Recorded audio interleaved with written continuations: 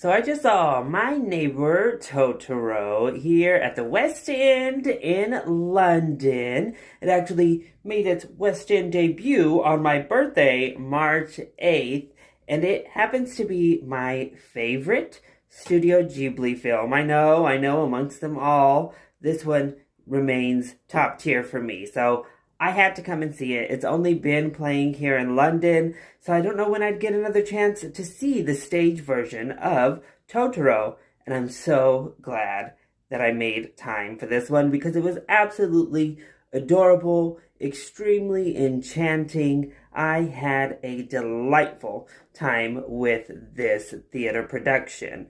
Now, one of, if not the highlight of the entire production is the puppetry work on display here. These folks really bring these creatures, these sets to life in beautiful, fluid, amazing fashion. The puppets themselves are amazing, and the way they move is so nice. The sets are absolutely stunning across the board, right down to the opening title card, which they cleverly add that extra little U in neighbor to when presenting My Neighbor Totoro right from the start. We also have a live singer who does the delightful music. The band was absolutely fantastic. Really everything about the production from a production standpoint was top tier. Now, as for the story, I do think it runs a little bit long because they stretch this thing out to 2 hours and 40 minutes, including the intermission. But that's quite the far cry from the very slight runtime of the original animation.